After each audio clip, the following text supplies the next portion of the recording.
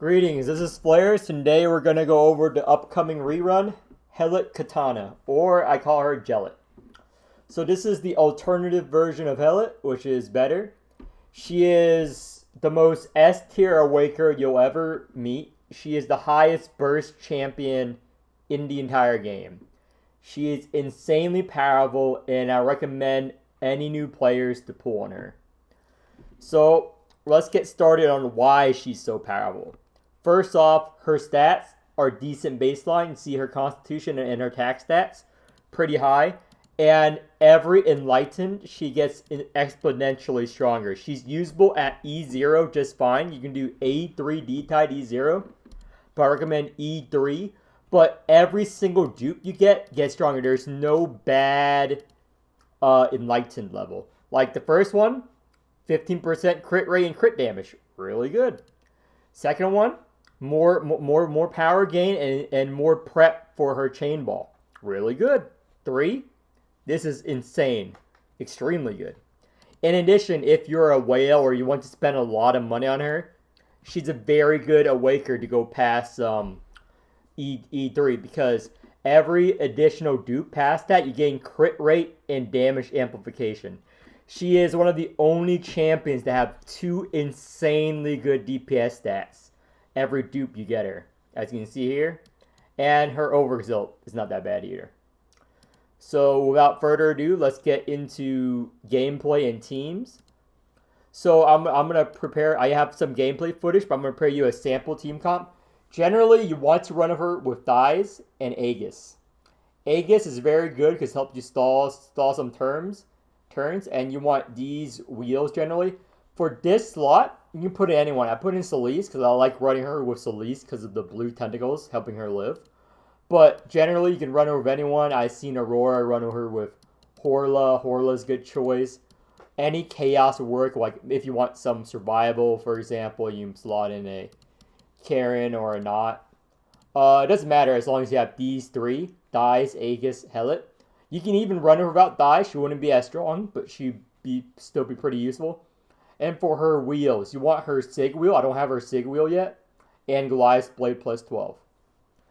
So and for her Covenant, you want April.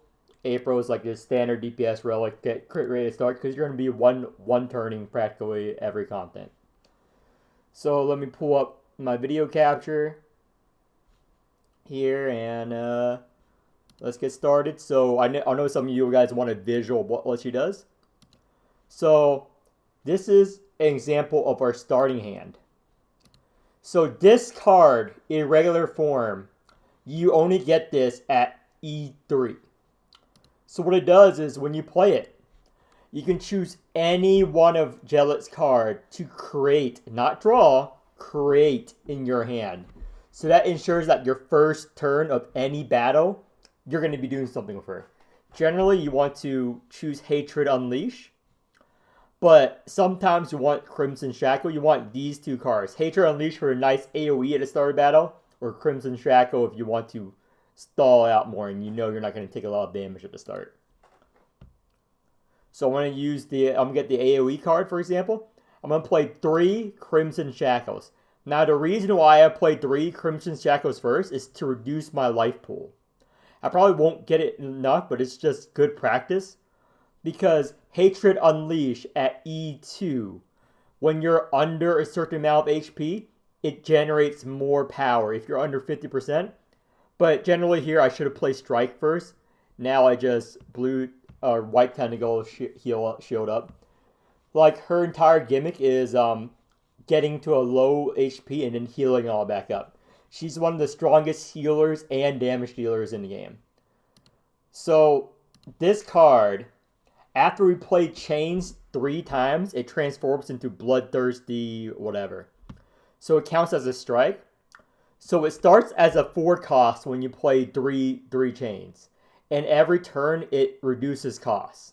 So at E2, it reduces it by 2 each turn. At E0, you're going to reduce it by 1. So this would be a 3 cost if I had her at an E0.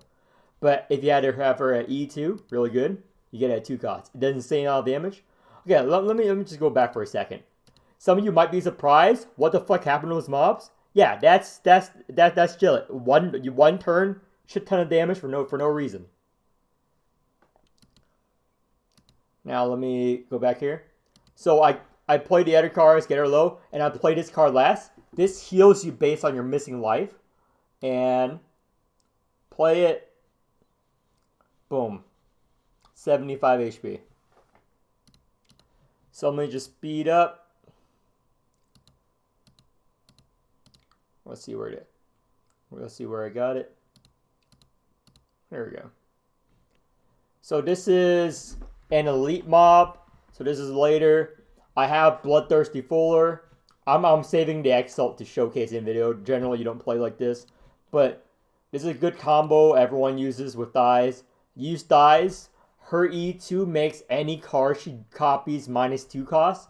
It doesn't take into account prep, so that's why Bloodthirsty Fuller is going to be 2 costs when we copy it. You would think it would be 0, but it doesn't take prep into account. So I'm going to choose Bloodthirsty Fuller here. And let me see. Sorry about that. So I got my health extremely low, 446, as you can see. Boss has a lot of HP still. I play Blood and Bloodthirsties. Boom, 120. Play that card. Another 108. Get another mana. I'm just showing off here, and boom. 300 HP. Over 300 HP healed right there. Yeah, so that's how strong Jill is. She just makes everything easy with very few card plays. So you guys get the gist of how powerful it is. But let me show you on a typical boss stage. This is final boss, 114k. I just put a modifier to show you. You Exalt on her. Her Exalt destroys any shields if you have her E3. So any bosses that have like tens of thousands of shields, she just cancels out their mechanic. I play that. Now look at the enemies bleed. So I'm gonna start playing cards, and I want you to just watch damage. I'm not doing it. I'm just playing cards. I just exalted. Her exalt, if she devours, makes every one of her cards cheaper. I'm just playing cards, like it's completely brain dead. Get some power. Look at the power building up. 96. First turn. I'm just doing damage. Look at this. 31,000 bleed. 35,000 bleed. I'm gonna dies it. What I typically do on dies, people to you have her, is I use dies on her cards, make it 0 cost to feed Gelot more Alienus, as I'm doing here for next turn. I'm just playing Shackles over and over. This is the very first turn, by the way, very first turn of the battle. And look, we did 50,000 damage plus 47,000 damage. Very first turn. This is not a really good Gelot comp. With Horla and stuff, you'll even more. Look, it's just completely brain dead, very strong unit, S tier. That's why she's S tier. So, more Crimson Shackles, and end her. And watch, the 57,000 bleed is going to take over.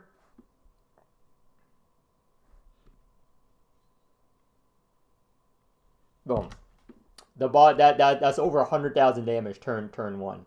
Eventually, late game, you're gonna have optimized comp, and with a lot of scaling, you're gonna do like millions of damage every turn. Once you have Aegis +4, example, Jelly is probably the easiest unit to hit like the million damage marker on. A lot of units can do it, but she hits it the fastest as you play more. But she scales insanely fast, so I'm just playing cards, and very easy game. So I'm just stalling